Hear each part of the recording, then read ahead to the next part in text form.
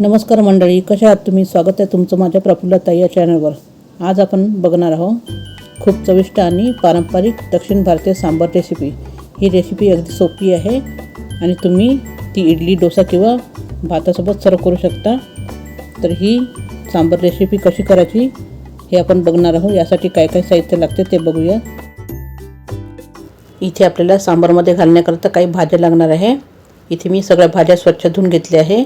बटाटा, गाजर, शेवग्याच्या शेंगा आणि भोपळा, वांगी यापैकी तुम्हाला कोणत्याही ज्या भाज्या मिळेल त्या घ्यायच्या आहे.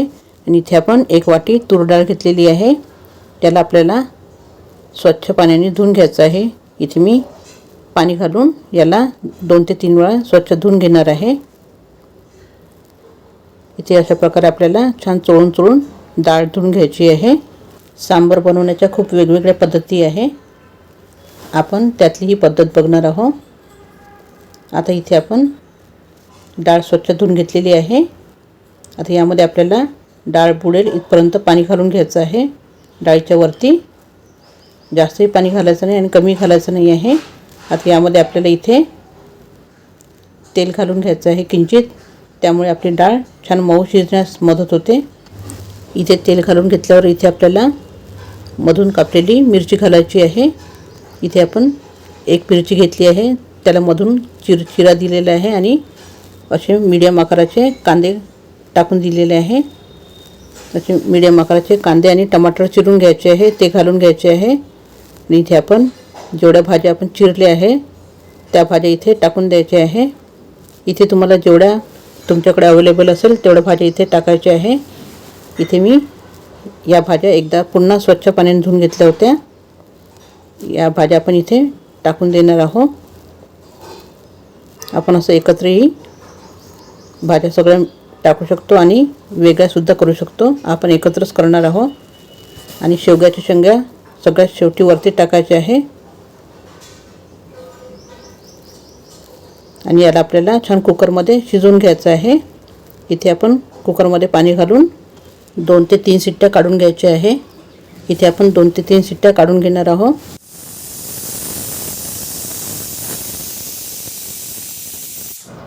इथे आपण 2 ते 3 शिट्ट्या काढून घेतलेल्या आहे. थंड झाल्यावर याच्यावरच्या शेवग्याच्या शेंगा आपल्याला काढून घ्यायचे आहे, कारण की याला आपल्याला घोटून घ्यायचं आहे. त्यामुळे या शेंगा आपल्याला काढून घ्यायच्या आहे. इथे फक्त शेंगाच काढायच्या आहे, कारण की सांबार खाताना ते दातामध्ये येऊ शकते. त्यानंतर इथे आपल्याला सगळ्या भाज्यासहित हे छान मॅश करून घ्यायचं आहे. याला जास्त खूप मॅश करण्याची गरज नाही आहे. थोडंफार इथे मॅश करून घ्यायचं आहे.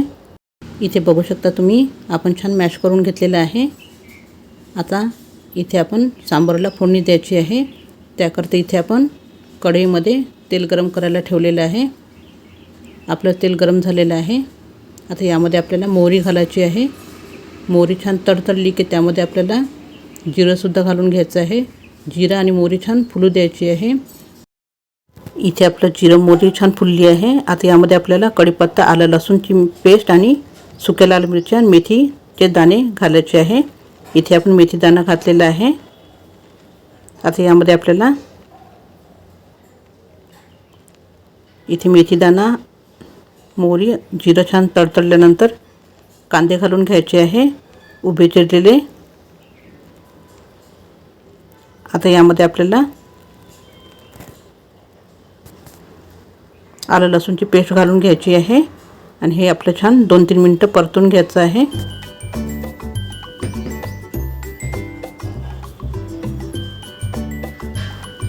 इथे आपले 2-3 मिनटं झालेले आहे. यामध्ये सुक्या मिरच्या घालायच्या आहे. सांबार हा जास्त तिखट नसतो. आणि इथे कढीपत्ता घालायचा आहे. इथे हे सगळं साहित्य घातल्यानंतर आपल्याला 1 मिनटं छान होऊ द्यायचं आहे. इथे बघू शकता आपण छान 1 मिनटं याला होऊ दिलेलं आहे. आता यामध्ये आपल्याला अजून काही साहित्य घालायचे आहे. इथे सुके मसाले घालायचे आहे. इथे हळद घातलेली आहे मी. थोडंसं तिखट घालायचं आहे आवडीप्रमाणे. तसं सांबार हा फिकाच असतो, पण तुम्हाला जर तिखट आवडत असेल तर तुम्ही इथे टाकू शकता. इथे धने पावडर टाकलेली आहे. इथे धण्याची क्रश केलेली आहे. पावडर टाकण्यापेक्षा इथे क्रश टाकायचा आहे. त्यामुळे जेव्हा आपण सांबार खातो तेव्हा दाताखाली आल्यावर छान वाटते. आणि इथे आपण सांबार मसालासुद्धा घातलेला आहे. आता हे सर्व मसाले घातल्यानंतर याला 1 मिनटं छान यामध्ये होऊ द्यायचं आहे. कारण की मसाले घातल्यानंतर यामध्ये जो काही स्वाद असतो मसाल्यामध्ये तो छान उतरतो कोणत्याही पदार्थामध्ये. आता यामध्ये आपण टमाटर घालून घेतलेले आहे आणि हे टमाटरसुद्धा आपल्याला छान होऊ द्यायचे आहे. आणि इथे शेवग्याच्या शेंगा घालून घ्यायचे आहे आणि याला 2-3 मिनटं छान परतून घ्यायचे आहे. इथे आपण हे छान 2-3 मिनटं परतून घेतले आहे. इथे बघू शकता अशा प्रकारे. आता यामध्ये आपल्याला बारीक चिरलेली कोथिंबीर घालून घ्यायची आहे. इथे मी कोथिंबीर घातलेली आहे आणि मीठ घालून घ्यायचं आहे चवीप्रमाणे. आणि हे सुद्धा आपल्याला छान 1 मिनिट यामध्ये परतून घ्यायचं आहे. किंचित पाणी घालायचं आहे, त्यामुळे हे मसाले आपण जे घातले आहे ते जळणार नाही. आता इथे आपल्याला डाळ घालून घ्यायची आहे. हे छान 1 मिनिट छान परतून घ्यायचं आणि ही डाळ घालून घ्यायची आहे. सांबार हा पातळच असतो, घट्ट नसतो. इथे आपल्याला सांबार पातळच बनवायचं आहे. इथे तुम्ही तुमच्या आवडीप्रमाणे बनवू शकता, पातळ किंवा घट्ट. पण घट्ट बनवायचं नाही, पातळच बनवायचं. कारण की जसं जसं हे थंड होते तसं तसं हे घट्ट होते. त्यामुळे इथे आपण किंचित परत पाणी घालणार आहोत आणि याला छान उकळी काढून घ्यायची आपल्याला. इथे गॅस मी मोठा केलेला आहे. आता छान इथे मोठ्या गॅसवर उकळून घ्यायचं आहे. इथे बघू शकता छान आपल्या सांबारला छान खळखळ उकळी आलेली आहे. याला छान मिक्स करून घ्यायचं आहे. इथे बघू शकता सांबारला किती छान कलर आलेला आहे आणि असंच पातळ ठेवायचं आहे. आता यामध्ये आपण गूळ घालायचं आहे. इथे आवडीप्रमाणे तुम्ही गूळ घालायचं आहे.